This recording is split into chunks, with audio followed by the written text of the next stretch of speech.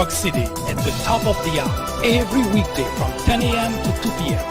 The Fourth French presents discussion, debate, commentaries on social, political issues, current events, sports, entertainment, religion, education, science, and every Saturday at 10:30 a.m. for a full presentation on controversial issues such as war on blacks, are Republicans dumber than Democrats? Information which might irritate you, make you cry, make you laugh, but above all, will make you smarter. Join us every time. It is the right thing to do. It is the only way to keep your sanity in a world of chaos, hypocrisy, immorality, and deception. Welcome to Common Sense.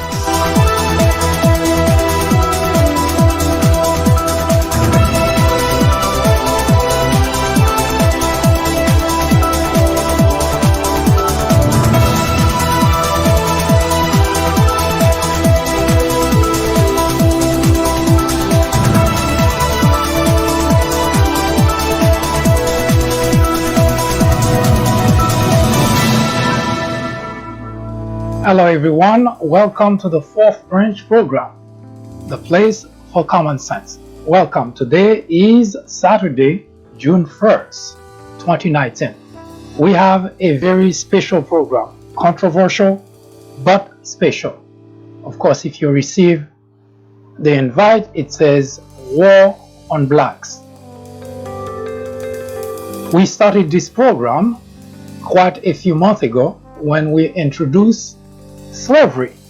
We were trying to, at that point, provide some context into the current predicament of the race relation in America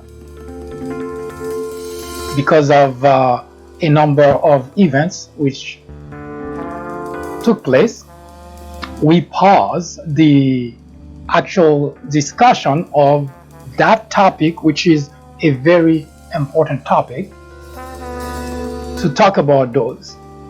We actually expose the candidates, all the Democrat candidate and that one Republican candidate, Bill Well, who vie for the office of the presidency in the 2020 presidential election. We also took a detour and started to talk about human trafficking. We also talk about kids behind bar, kids for cash. So today is kind of starting where we left off last time. Now we'll give you a very quick refresher as to where we are in the process of discussing race relation in America. Now, during the time that we were talking about race relation, but mostly putting our focus on the period of slavery, of course, we had a big banner that says "War on Blacks," and from the comments that we got, a number of people were not happy with the idea of war on blacks. Both whites and black seems to have expressed some sort of reserve or some sort of moving away from this idea of discussing the topic of race relation under the banner of war on blacks. Now, because we have taken this detour, there are a number of people who believe that we have dropped the whole argument about war on blacks because either we realize, at least I'm speculating here, either we realize that it's not appropriate or we decided that there is no such thing as war on blacks. Now, that particular topic, I must say, was one of the topic for which we receive a lot of comments, a lot of pushback, mostly. Only very few people seem to grasp the concept of what we're trying to achieve. But as we mentioned many times here, the Fourth Branch program is not a program trying to please individuals, trying to massage individuals' ego, but rather trying to expose problems in our society, whatever those problems are, whether political, health, social, etc. The idea is to expose those problems in raw, meaning we're not going around the bush trying to hide what we're saying, but rather put the issue on the table just as it's happening, not sugarcoating it. But we don't just do that, we also try to figure out where the problem originates, and we also try to figure out a solution. Now, we said it before, we'll say it again. We do not claim to have the ultimate solution for the problem we discuss here. We know that because obviously, first, we are human beings. That means we tend to be biased in terms of the way we see certain solution for certain problem, even the way that we see certain problems. So we realize that. So when we discuss an issue, we take that into consideration. But we also know that there are people who may have other solution or even better solution. But the idea of discussing those controversial issues is to raise the concern about those issues that plague our society, despite sometimes some people think it's okay, but also to point to the fact that if those problems are not resolved, eventually society will pay a price. There is no if, there is no but about it. Now, we used to take a lot of comfort in the words of Harry Belafonte when we were in midst of discussing the war on blacks, and because of all the pushback we got, we go to Harry Belafonte, who said when a black voice is raised in protest to oppression, those who are comfortable with our oppression are the first to criticize us for daring to speak out against it, against oppression, that is. When a black voice is raised in protest to oppression, those who are comfortable with our oppression are the first to criticize us for daring to speak out against it. As we begin the discussion of this topic, which we acknowledge is very controversial for many reasons, but we also will try to address that aspect of the controversies. But in the announcement, you will notice that we kindly ask those who are not concerned about helping solve that problem in our country to simply step aside, because we recognize in any society you're going to find individuals who recognize there is a problem. And among those individuals, there are who are going to help solve those problems, are going to actively participate in helping to solve those problems.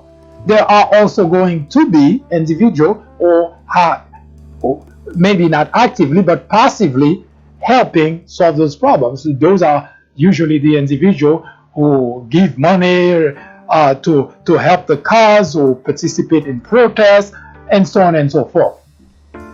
But we also recognize there are going to be individuals who simply will not change, who like the way things are, who will never get to become a actual logical, rational human being, and they will always stay on the side criticizing the effort of changing what is currently wrong.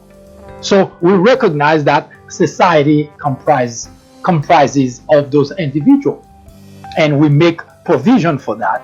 But in our journey to solve that aspect of our society, we kindly ask those who are unconcerned, who couldn't care less, to simply step aside, because the space is needed for those who want to help solve problems in our society. So we will come back to begin the conversation about war on blacks. Now, if you have not watched this program before, especially this particular topic, even hearing the expression war on blacks may be a little bit strange, say maybe over the top. In fact, those are some of the pushback that I got when I introduced the program under the banner War on Blacks, which we will bring. In fact, you can see the label, the banner behind me that clearly say War on Blacks. If you have not, there are two major important steps you can take. The first step is you can visit the People Branch YouTube channel.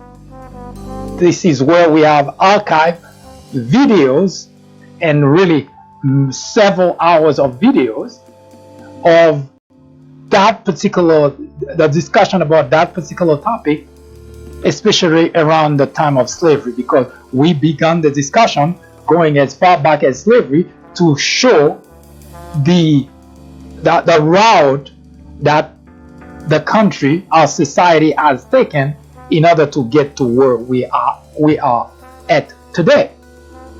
So it will be beneficial to visit the People Branch YouTube channel, which I will provide you the information shortly. But is the gist of the title, War on Blacks. When you hear the expression of war, what comes to your mind? Well, war usually suggests there is a fight between two sides, at least between two sides. That's the first thing, that really a war cannot happen with just one side. Two sides have to be in confrontation in order to have war. But there is also another aspect of war: casualties. For instance, World War II, we had close to 85 million people who died, close to 60 million people involved in the war, military personnel, and it is estimated between 18 and 29 civilians. And those are direct outcome of the war. There are, I'm sure that following everything, there could be really residuals of the war that may not even be part of that count. So whenever you hear the expression war, the word war, you already know that there are casualties. And as we discussed here before, and we showed in those during the time we were debating the period of slavery, we showed you that yes, there have been a lot of casualties. Physical, emotional, psychological, financial, there have been casualties. So yes, we use the expression war on blacks not just for it to be shocking, not just for it to be sensational, but rather to bring attention to the fact that casualties are mounting for blacks.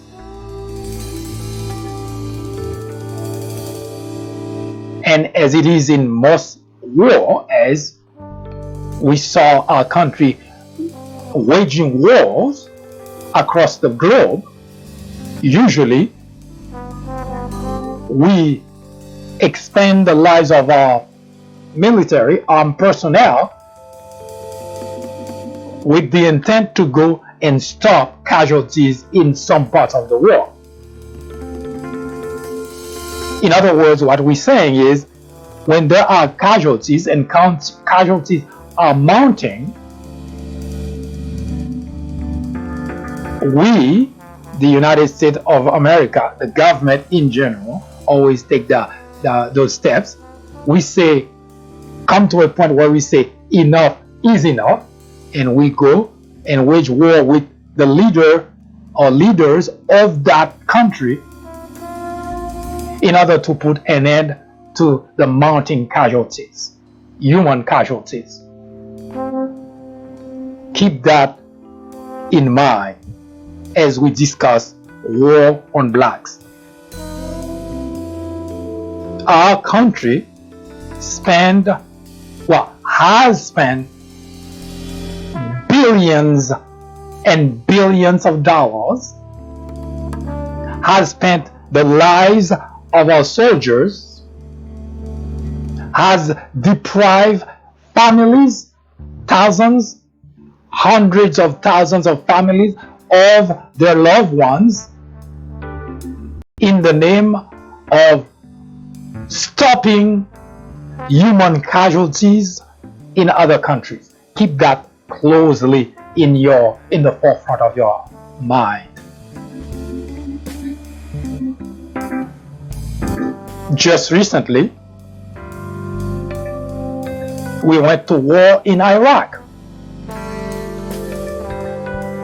And the cost, we're still tabulating the cost without having to rehash all the detail that's already in the public arena. You'll remember after 9/11, the George Bush administration went after the Taliban in Afghanistan, but they decided, oh, that's a perfectly good time to continue that war. So they came up with this story that Iraq has weapons of mass destruction.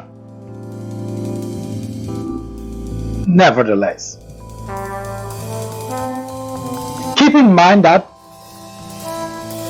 since the United States of America has been going to war, it always in the name of stopping tyrant dictators from inflicting casualties on the civilian. Keep that close in mind because that's extremely important. We spend taxpayers' money, sometimes money that we have to borrow, billions and billions of dollars. Our country is in debt, and most of that money, despite what you heard from the Republican trying to pin that on entitlement, billions and billions and billions of dollars are spent waging war across the globe, and most of those wars are made up story by our government, and yet we spend billions and billions of dollars waging war in the name of stopping tyrants, stopping dictators from inflicting casualties on civilians. That's what we say. And that's the reason we're spending that much money.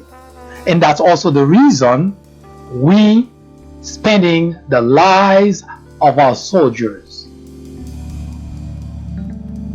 to put an end to human casualties in other countries. But here I'm going to show you that while we're saying to the American people, the government is saying that let's spend money, billions of dollars, let's also spend the lives of our soldiers to put an end to casualties in other countries. Right here in the United States of America, human casualties, blacks in particular, have been mounting, and we shrug it off.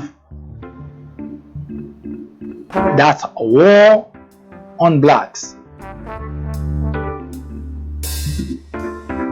Sometimes I try to figure out the rationale that our elected officials, how they can easily rationalize one aspect of their argument, such as what I just mentioned to you, drum up the beat of war, just like today we're hearing those warmongers in the Trump administration, like Bolton, Pompeo, trying to get into a war with Iran under false premises once again. But at the same time, none of those individuals ever make a case in order to stop the war on blacks right here in the United States of America. And I can tell you, it's a step, it's an initiative which would cost way less money, and also which would not cost lives of our soldiers. And yet, this is not something we even contemplating, let alone providing a solution for it. So this is what I want you to start getting an understanding as to where do we have our priority here in the United States of America. We have our problem right here in the United States. There is an ongoing war on blacks. Casualties are mounting, but no one cares, not our government. In fact, I will show you as we continue this conversation that our government is also, and at times, mainly responsible for that very war on blacks. And those are not simple words. We will show you proof that's indeed the case. But what makes the war on blacks even more of an important issue for the country to address is because, contrary to those wars that I just mentioned, that our government is spending billions of dollars and our soldiers' lives, here in the United States, the war that's being waged against blacks are being waged on multiple fronts. And I will discuss those with you as well.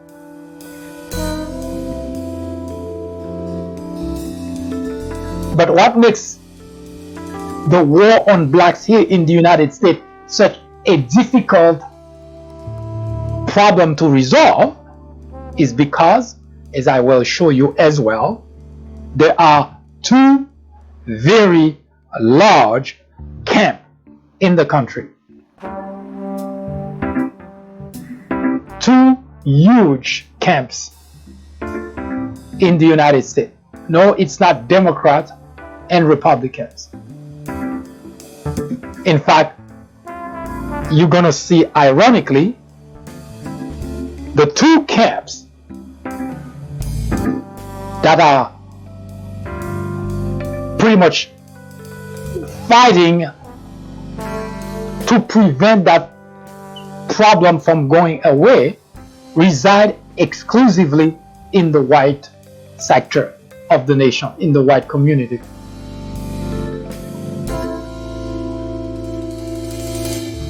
And I will go as far back as slavery to show to you that it has always been that way. It's not something that just happened. It's not something that Donald Trump created. As we said before, Donald Trump has exacerbated the situation. But Donald Trump is not the responsible for the problem. and we will show that to you as well when we come back.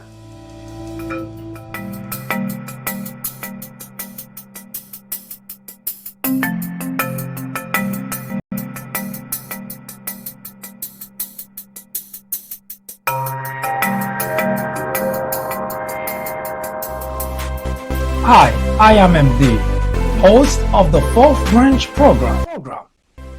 War on Blacks is a topic added to the Fourth Branch programming in order to discuss the intricacies, the complexities of race relation in America.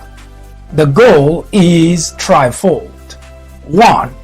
To bring attention to the various forms of prejudice, discrimination, and racism in the country. 2. To expose the undeniable presence of such in every aspect of life and every corner of our society. 3. To extricate us all from the ignorance, the indifference, or the complicity. The ultimate objective is to make the discussions of those issues, racism, prejudice, discrimination, a normal part of our lives. Then and only then will we as a society be able to eradicate the problem. Martin Luther King Jr. said, "Nothing in all the world is more dangerous than sincere ignorance and conscientious stupidity." Abraham Joshua Heschel exclaimed, "Racism is man's gravest threat to man, the maximum of hatred for the minimum of reason." Join me in the journey to restore equality. Or would you please get out of the way? Thank you.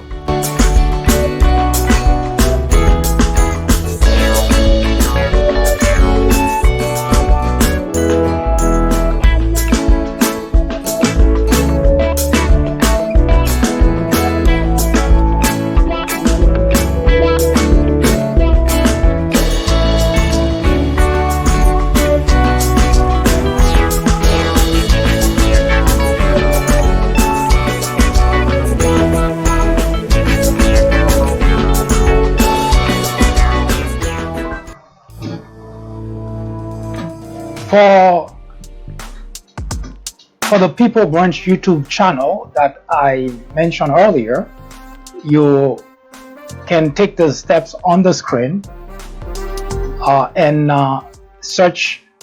You can browse for the videos, or you can search for particular topics.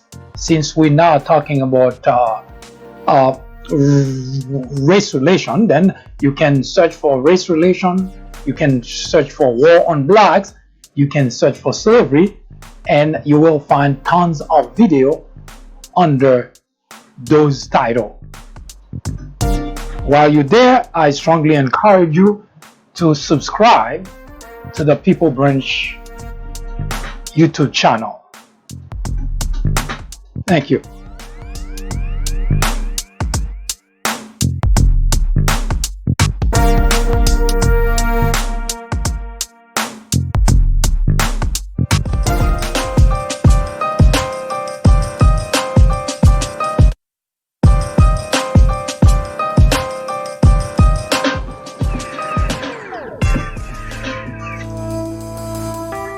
Racism of all sorts, but more specifically, institutionalized racism is the most obvious proof of whites' inability or unwillingness to recognize and accept their mistakes, their egregious crime towards groups, blacks in particular.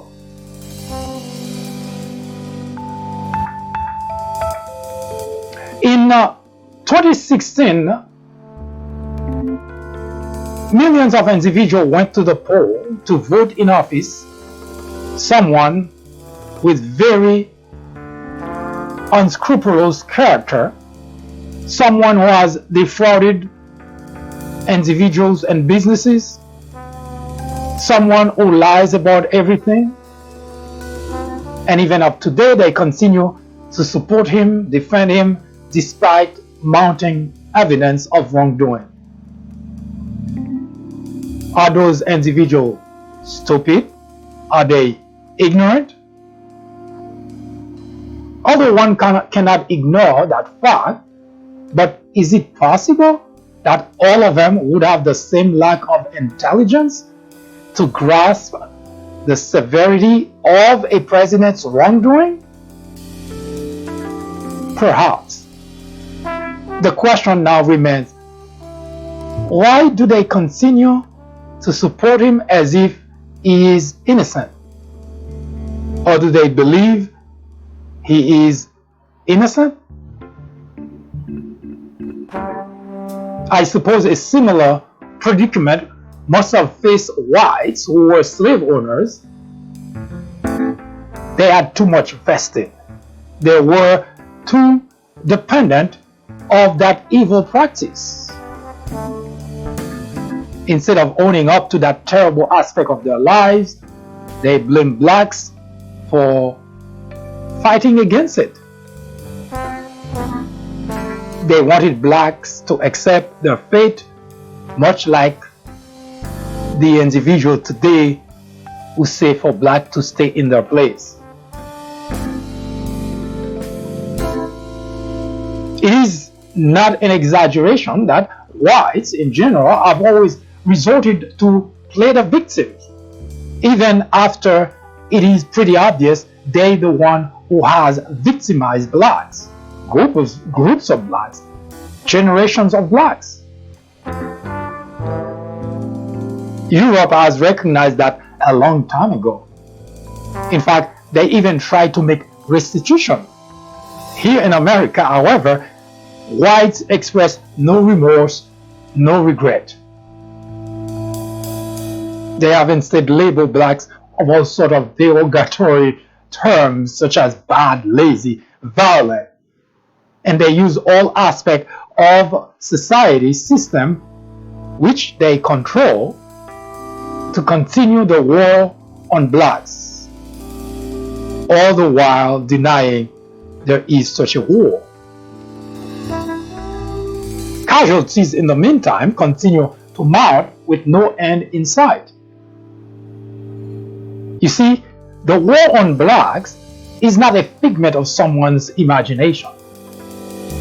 War suggests confrontation between two groups, two entities, neither one of which will accept loss or will accept a loss or will accept the other side's argument.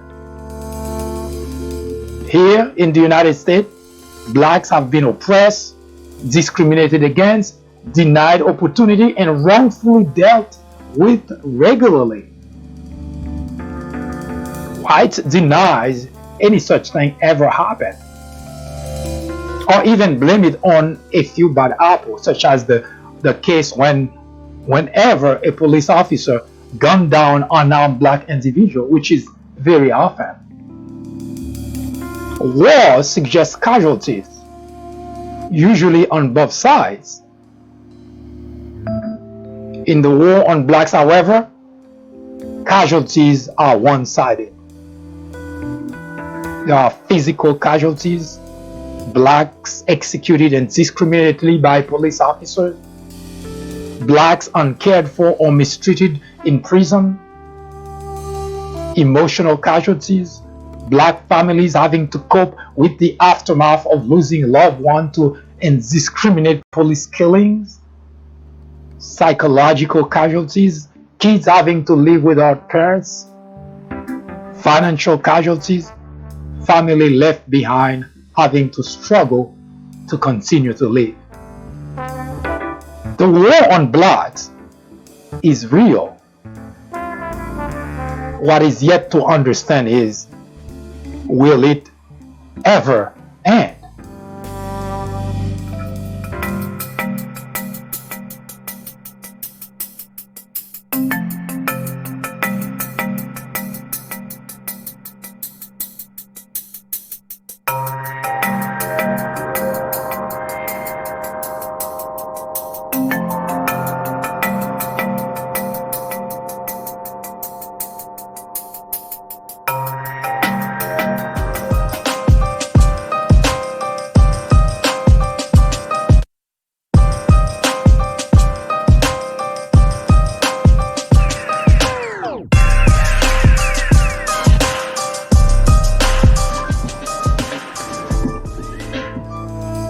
very easy to point fingers.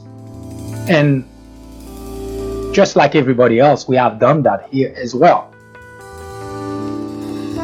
For instance, we just pointed out that here in America, in the war on blacks, police officers have been the one performing the act or the actions on the war against blacks. Now, it sounds pretty straightforward. It sounds a very easy problem to solve because we know who are behind inflicting those casualties on blacks. It's those very individuals in uniform who took an oath to protect them who are actually gunning them down. That should be easy.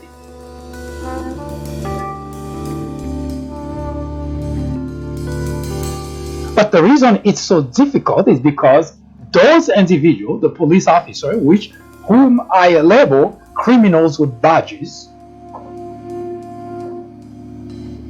they the foot soldiers. Just like when we go to war, soldiers act on the order of their commanders, be it the lieutenant, the captain, the colonel, the general, or in the case of America, Pentagon is calling the shot. And of course, on top of Pentagon, you have the President of the United States.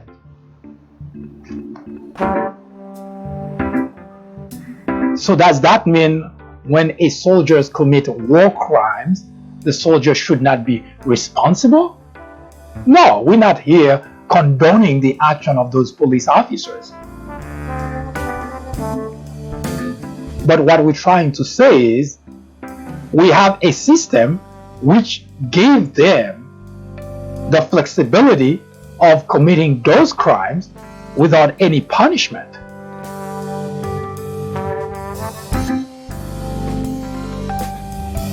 And when we talk about our society, we're not talking about just individuals, regular individuals on the street who are racist people who simply do not like blacks.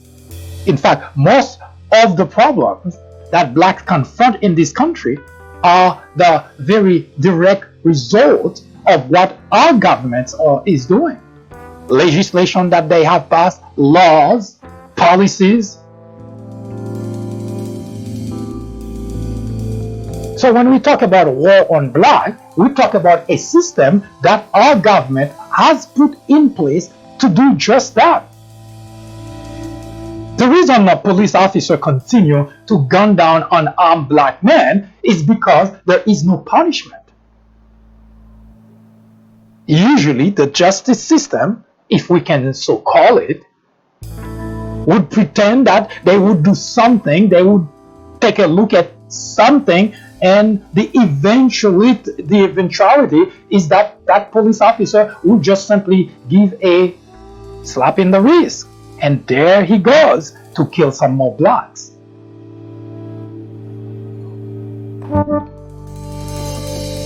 So yes, the police officers are the one carrying out the task of the war on black, just like foot soldiers.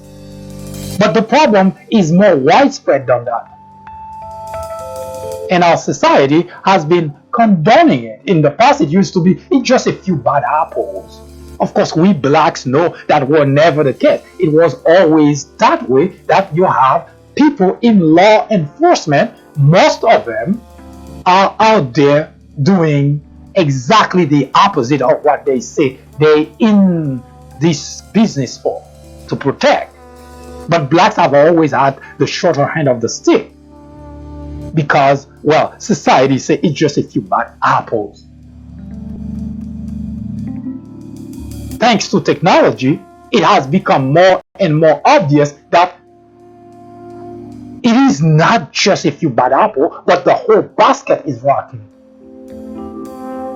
But how in the world can we still live with a rotten basket of individuals whose job is to protect what's out there executing civilians? The answer is actually as simple as the question. Those who are making legislation, laws, policies, they simply okay with that. And our society has joined in. And I'm going to show you how much they love the idea. So even when you hear that people talking about, aren't you tired of seeing, reading, watching videos of police officers killing blacks? Aren't you tired of reading about police officers gunning down unarmed black men? Since 2013, I've been writing about that. And I've been since then calling police officers criminals with badges. 2013, this is 2019. Nothing has changed. The first article that I wrote actually started that way, criminals with badges. And I wrote a series of 8 articles since then, March 2013. So 6 years later, we're still exactly where we are. But it didn't start in 2013 either. It started way, way, way before I was even born. So what happened? Why this problem continued to be in America?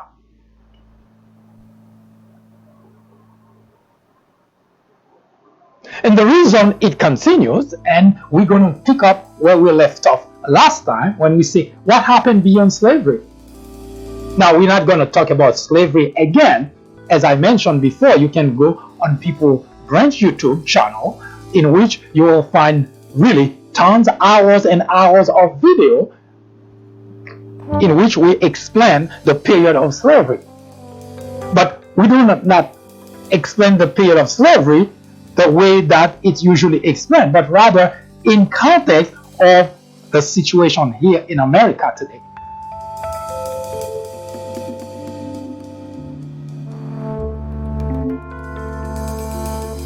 So what happened?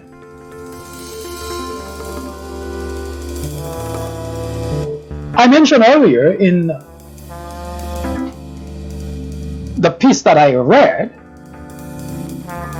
that our society, white society, has always played the victim despite being the party that has been causing harm to blacks. For instance, during slavery, white slave owners torturing, killing blacks, not only subjecting them to working to enrich themselves, but they also subjected them to inhuman treatment. Notice, blacks had to work 18 hours a day in the field, scorching heat or shivering cold, without even proper clothing. But they were also beaten by the white slave owners, tortured, and executed at times.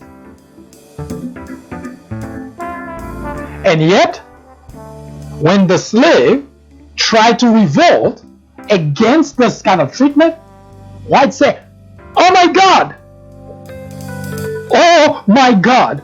Those savages are going to kill us."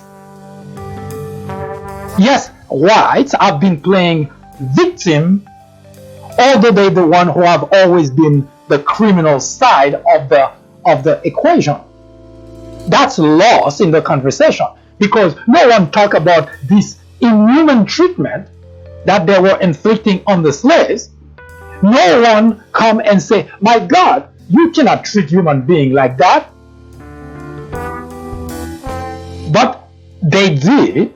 But when blacks revolted and initially simply wanting to escape those treatments, they pursued them, they captured them, and they kill them. Because why would they escape? That's the way it started, and I once again encourage you to really take a look at those videos, because I don't have time to go over things that I've already said, but here's the gist of it. Initially, black slaves' strategy is to simply get the hell out of those plantations. That's when they could, because they were all chained together. When they could, they try to get the hell out of the plantation.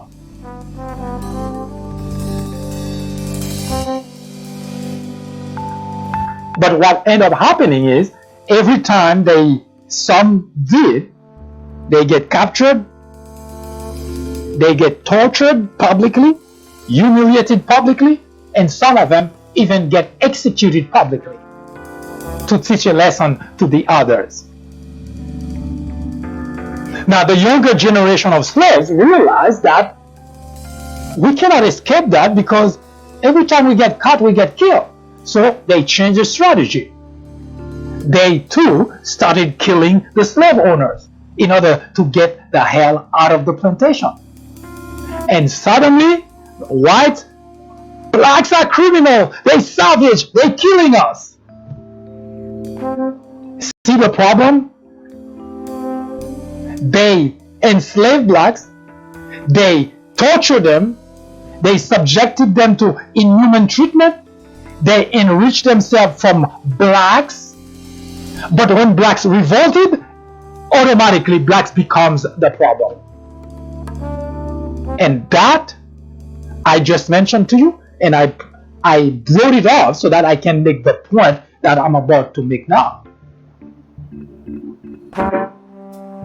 Whites always blame blacks, although they are usually responsible for the problem. Now, I want to pause for a moment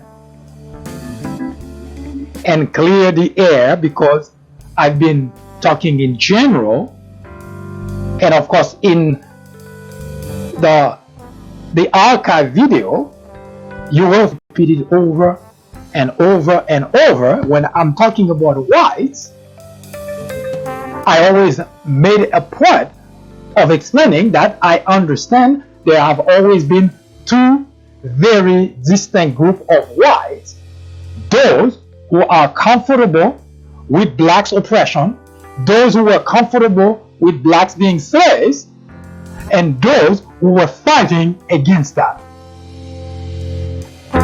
So when we say whites, we are referring exclusively to that group that are okay with blacks' oppression, that are okay with the fact that blacks were slaves. So I don't want that to be twisted as if I'm talking about whites in general. No, I'm not. And it's not a cop out, because we have example even during slavery of whites who put their lives in danger in order to put an end to slavery. So we are well aware that the country has always been divided that way, that there are racists, there are bigots, and there are also, on the other side, people who understand that you cannot treat individuals the way that those racists and bigots do or have done. So I want to be crystal clear. Now, back to our story. When we say that whites take advantage of doing harm to blacks, and whenever blacks react to what they're doing to them, they automatically, oh my God, blacks, they're violent, they're criminal. But forgetting that they're the one who incited the situation. They never pause a moment to realize that who is the victim here? So for the longest, they subjected blacks to torture, to humiliation, but once black took the strategy of fighting back, suddenly everywhere posters, blacks, criminal, they out to kill us, white people in the South, slave owners. And that never changed up to today. That was the behavior of white slave owners.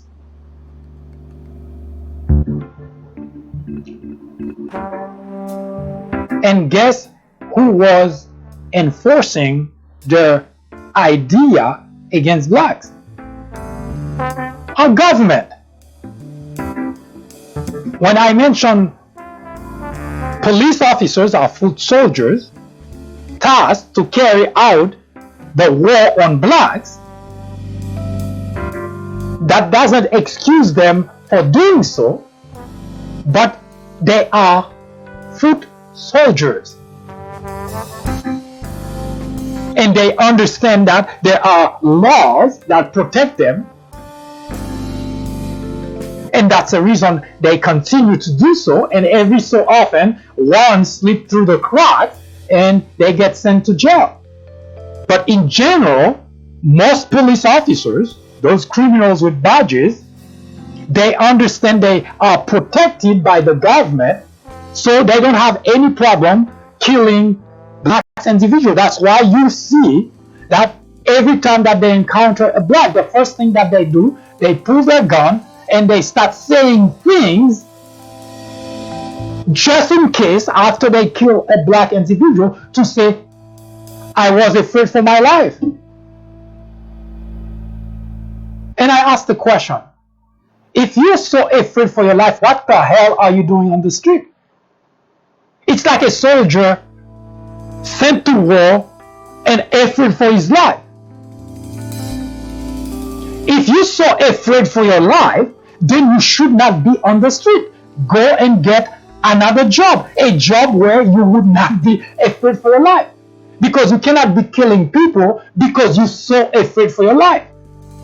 The civilian, the unarmed civilian that you're out there killing because you're so afraid for your life.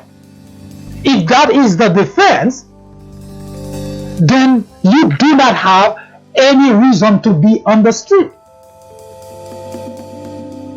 Because that's the excuse that cops, those criminals with badges, after they're executing an unarmed black individual, and that's the excuse that they give. I was afraid for my life. I thought he had a gun.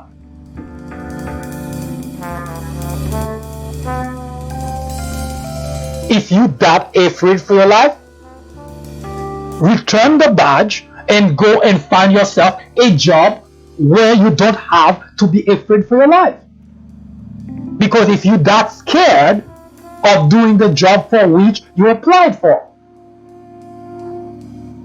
there is no as such. Our society has been excusing, condoning this behavior, and that's the reason that police officers continue to execute unarmed black individuals. But our society, it's not just the police officer, our society has been taking advantage of that.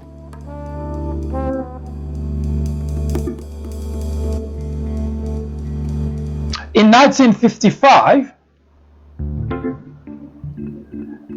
Emmett Till, 14-year-old boy, he was lynched in Mississippi. 1955. He was just 14 years old.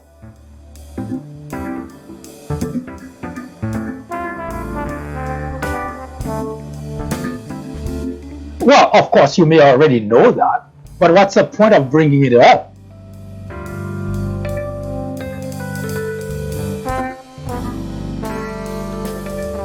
Emmett Till was accused of offending a white woman in a grocery store. Offending a white woman, 14 years old. He was dragged, brutally murdered.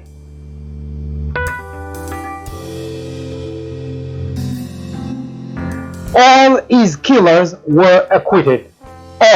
his killers were acquitted.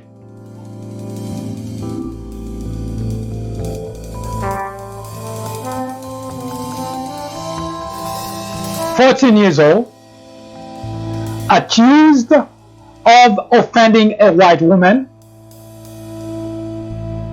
dragged by a mob of whites,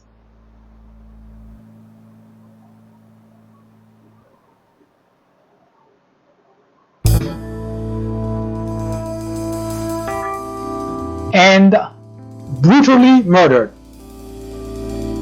All his killers were acquitted. But you know what? Even more sad about this story than those savage mobs of whites who killed him? This is the woman who accused Amidst, Carolyn Bryant, of offending her. She's still alive, by the way. But here's the story. She's now confessing that it never happened. Yes, you heard correctly. Emmett Till was dragged by a mob of whites accused of offending a white woman. That woman, Carolyn Bryant, who now out there, she published a book not too long ago in which she confessed it never happened.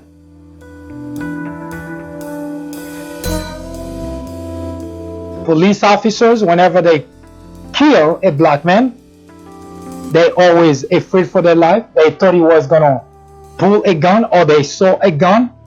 This is not anything new in our society. It's been happening over and over and over. Let me give you a little bit of something else that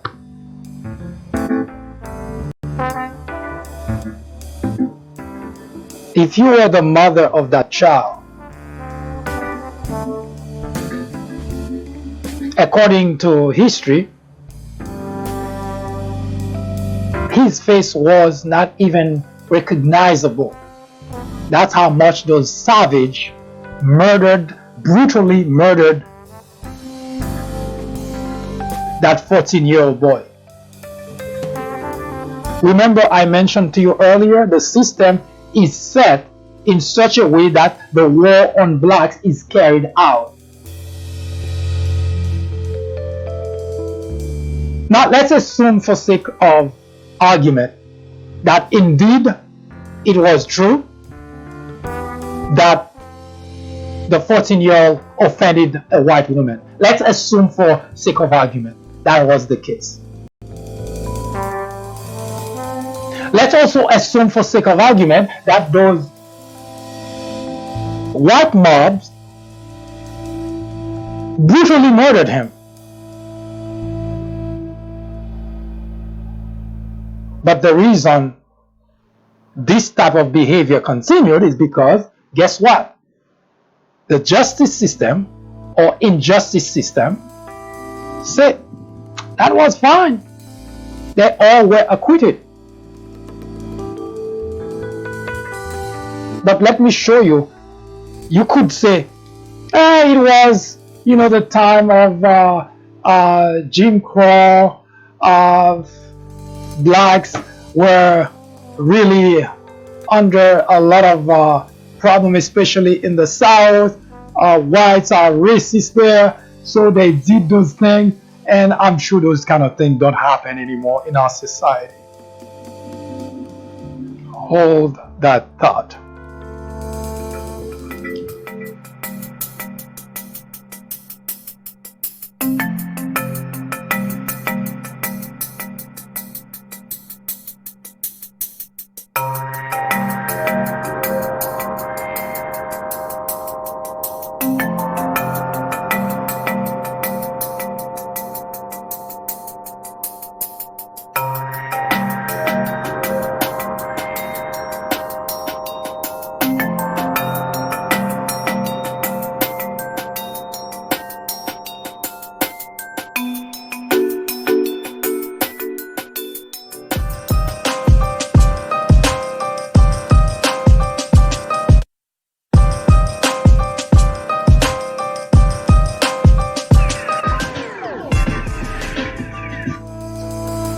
You see, those who come to understand whites that the system is set in such a way that war on blacks is justified. It's not just those criminals with badges who are taking advantage of it, but it's society as a whole. In 1954, those called Florida Groveland Park 4, they were accused of raping a white woman.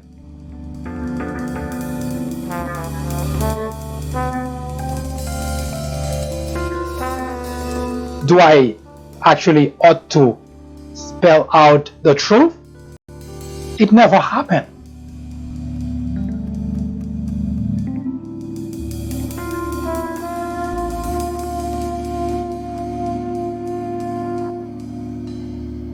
In 1989, the New York Central Park 5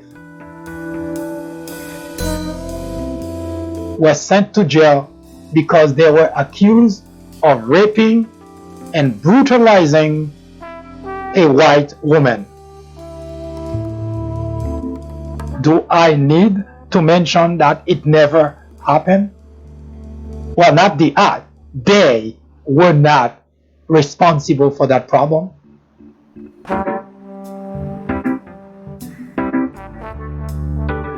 So we show you 1955, Amidst in Mississippi, and you could come up with some kind of argument that it was the South, you know, that was the time. 1959 in Florida, it happened close to the time, but it was 59, a few years back. 1989, now we're not talking about the South, we're not talking about the close to the time of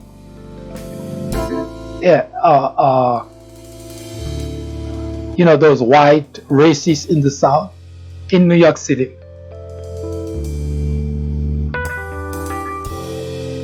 1995, Susan Smith drowned her 2 children and blamed it on a black man.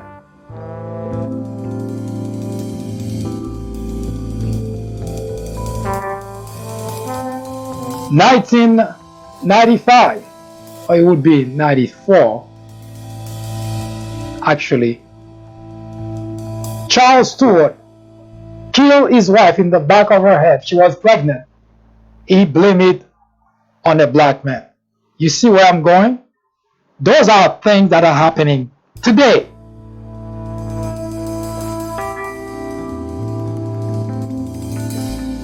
Society has been programmed to wage a war on blacks, because whenever they do, they succeed. The Groveland Park 4 in Florida were sent to jail. The New York Central Park 5 were sent to jail. The Charles Stewart situation, a black man, Willie Bennett, was chased down in all the black neighborhoods, breaking down doors, and picked up,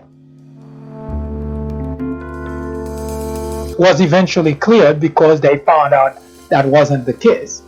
But nevertheless, you see where I'm going with this? The war on blacks is not a figment of someone's imagination.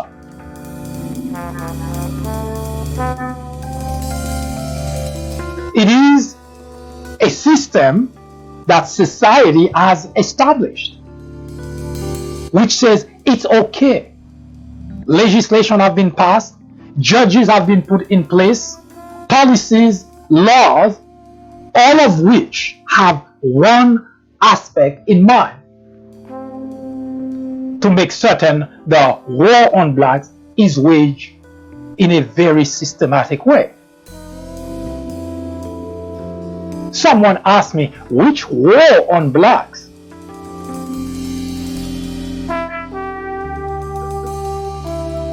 I usually don't answer question of individual who simply either are ignorant or don't want to admit there is a problem.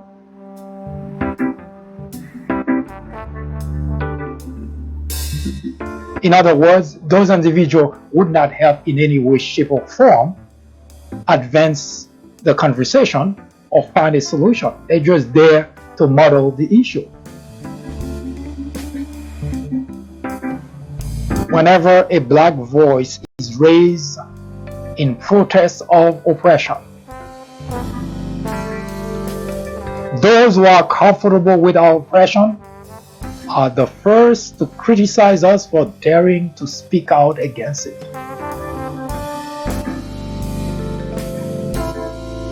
That should not be a surprise to anyone.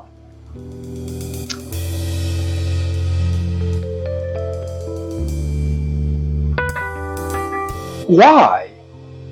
Ask yourself the question, why?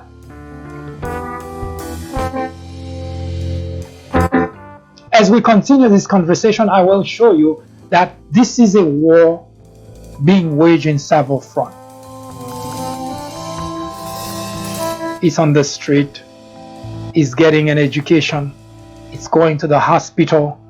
No matter which aspect of life you decide to take a look at, you will find that society is set, has been structured to make certain that the war on blacks continues. And each sector of society playing its role in that war. Because not everybody would be allowed to shoot an unarmed black man on the street.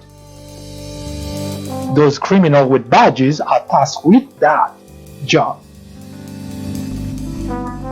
You have people in human resources at the workplace that make certain a black applies for a job, that black would never get the job. Well, that individual is playing his or her part on the war on blacks. You have judges being placed on the court whose job is to make certain that blacks get harsh punishment. So when a black comes in front of him or her, make certain that that individual is harshly punished. So each individual in our society is playing his or her part in the war on blacks. And they know they're playing that role. Because when Susan Smith say, a black man took my children, if you think about it for a moment, unless the person were to be crazy, how could you just drown your children and now in your mind thinking it's a black man that took my children? Of course not. She knew what she did.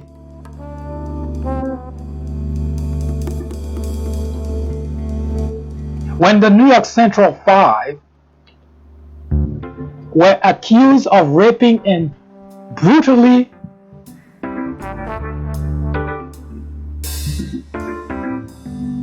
brutalized a white woman, Donald Trump took a full-page ad asking for their execution.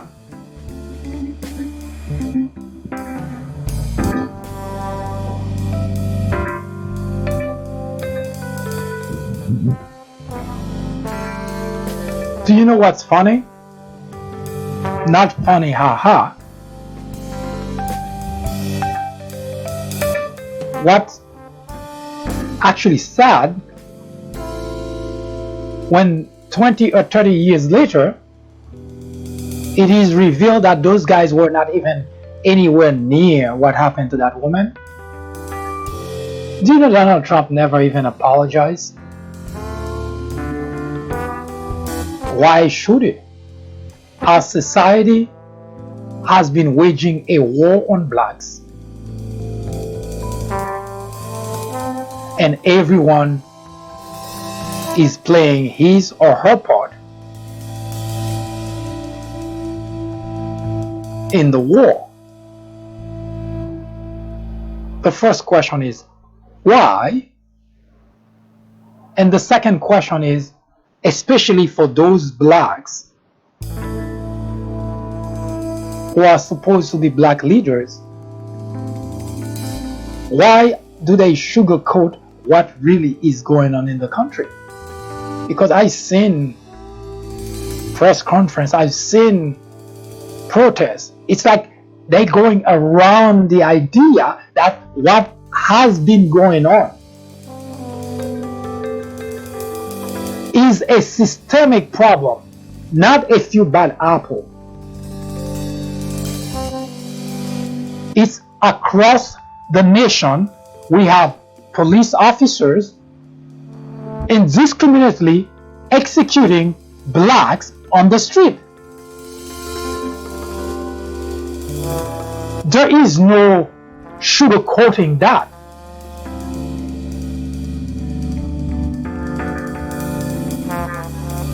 But most importantly, why is it that the justice system continue to excuse anyone who actually execute an individual? I don't care the rationale. You were afraid for your life. Maybe you could have take some time to examine the situation. A soldier who go to war don't just show up and wait to be shot at before you draw your gun. Because I'm sure that sometimes it's by sheer accident that those trigger happy cops shoot someone. But what makes it even worse is after they gun down an unarmed individual, they lie about the circumstances and they try to frame that individual. There is never any circumstance under which a cop kill an individual and they would tell you the truth. Never. In fact, at the time that they kill the person, they talk to someone who's already starting spinning the information, trying to put it in the public as if the individual who got killed deserved to be killed. It's something you can take to the bank. You never get the truth from any of those individuals.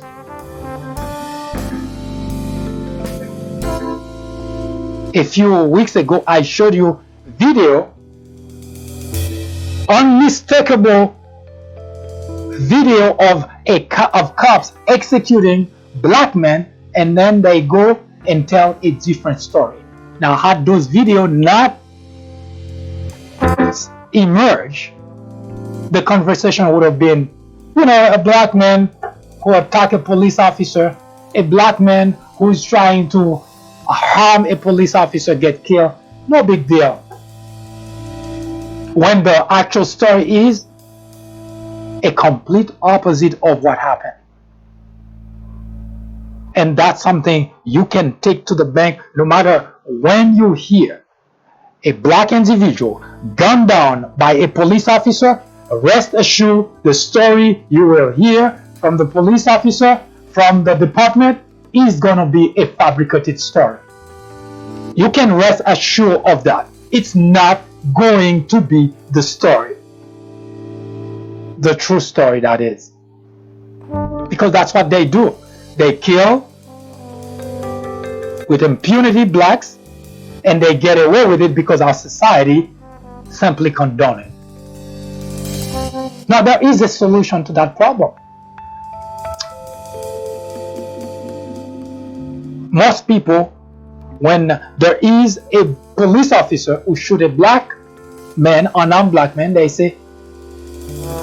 all come and saying, we should talk about race relation in America. How freaking many times do we have to talk about race relation? Every time that there is a black man who is executed by the very individual who's supposed to protect him. And that's the solution? And then once the story goes away, and there is no more discussing about that.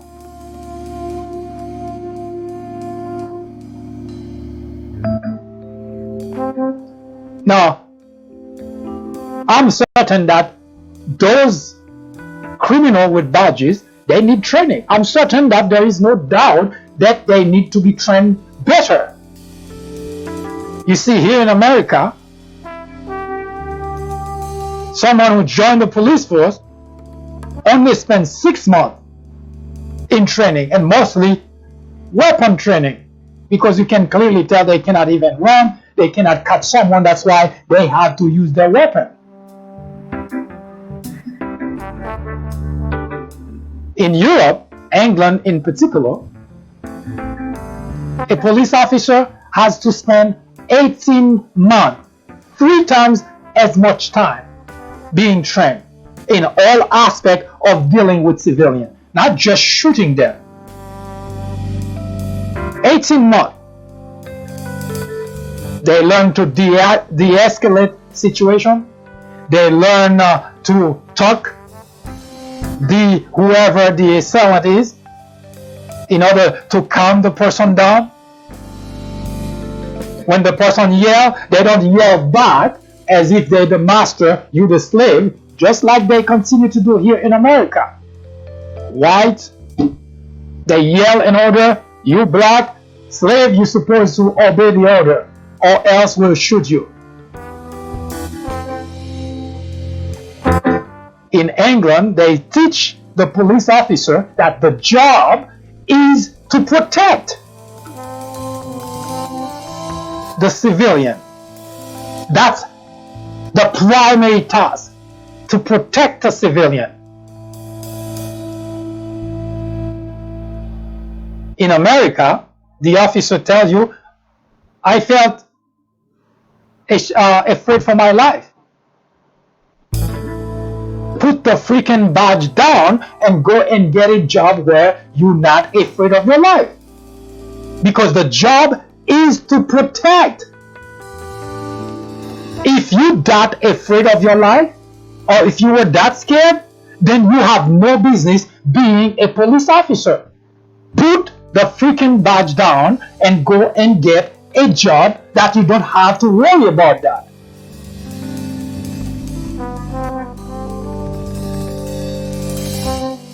While I'm certain that police officers need training here in the United States, but there is also another aspect of the problem that can be resolved pretty quickly. In England, for instance, London, if a police officer shoots a civilian, unarmed civilian, you can rest assured that police officer will not have a weapon for a very long time. That's number one. And number two, that police officer has to shadow somebody else if that police officer is back on the street. That after a lengthy investigation. Not like here in America where a police officer shoots a black man like a dog, and a few days or a few weeks later, that officer is back on the street to shoot another black individual. In 2017 in England, one civilian lost his life to a police officer. In America, the number was 1,600.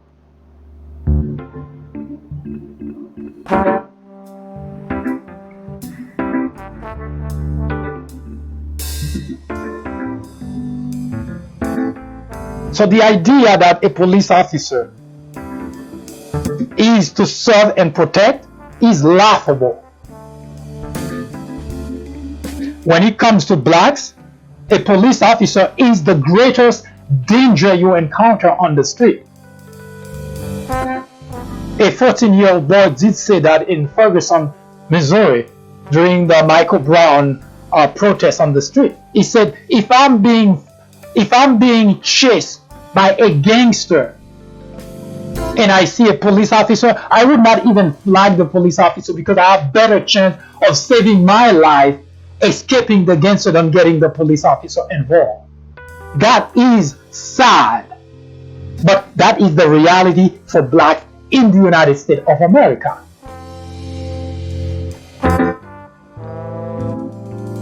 But while I'm pointing the fingers on the perpetrators of those crimes.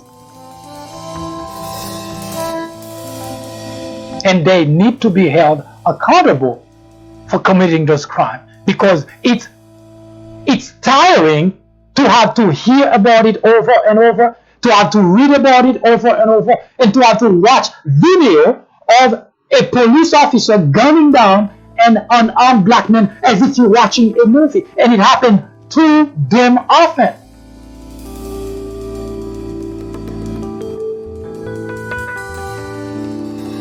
And the reason it keeps happening is because the police officer doesn't get punished.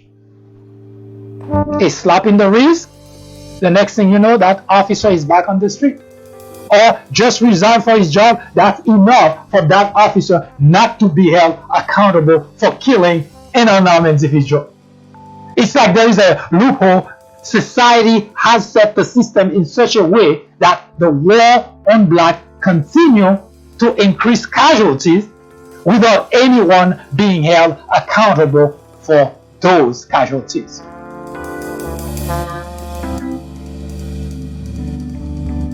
Yes, the war on blacks is real. It's not figment of someone's imagination. It's what here in America, our society has set in such a way, and our government is actually behind that. And I don't mean that lightly, because it's the legislators that are putting judges on the court. It's laws that are being passed. It's the police officers that are indiscriminately gunning blacks. And it's the Justice Department that just opened the door for that individual not to be punished. Yes, society is waging a war on blacks.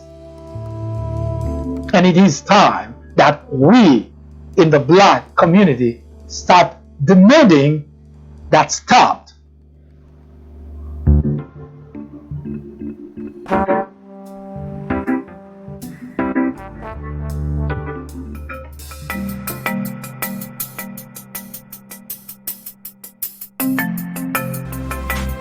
Hi, I am MD, host of the Fourth Branch program.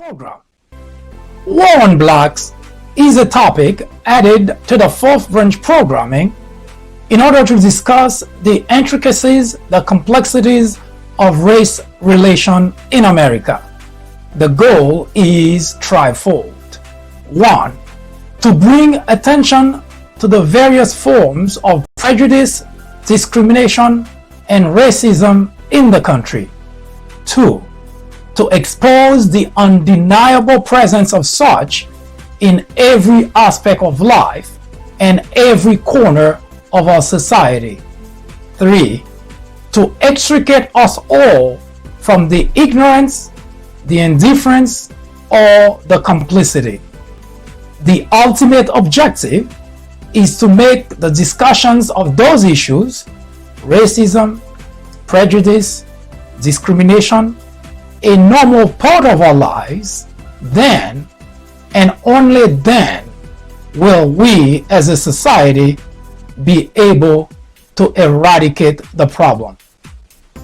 Martin Luther King Jr. said, "Nothing in all the world is more dangerous than sincere ignorance and conscientious stupidity." Abraham Joshua Heschel exclaimed, "Racism is man's gravest threat to man, the maximum of hatred for the minimum of reason." Join me in the journey to restore equality.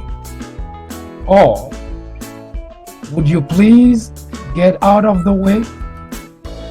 Thank you.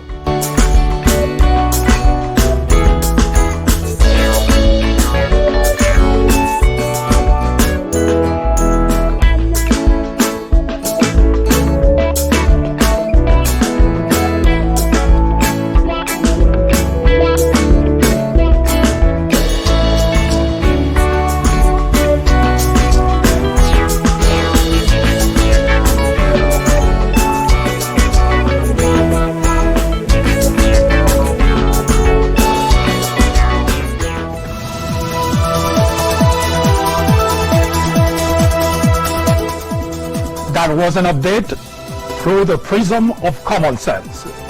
Join us again next week. I am MD, host of the Fourth Branch program, the place for common sense. Send us comments, criticism, suggestion, or simply let us know how we're doing. Thank you for watching. Have a wonderful weekend. See you soon.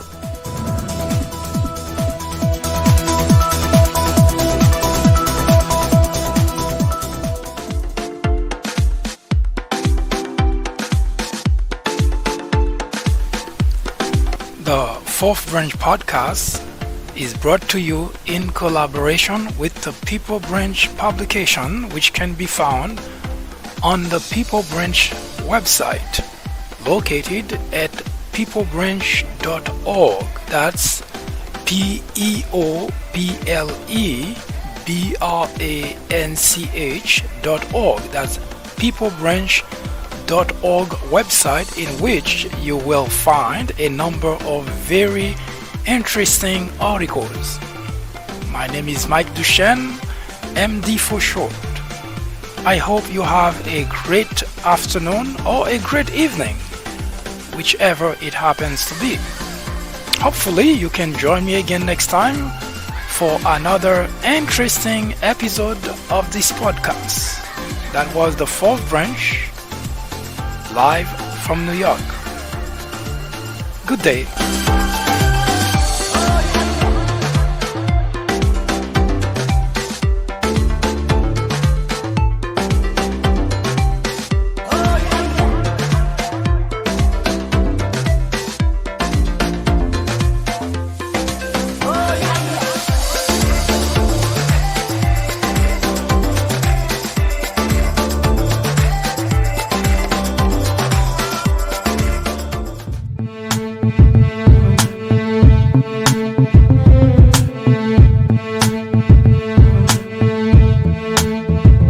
What if hip-hop never existed?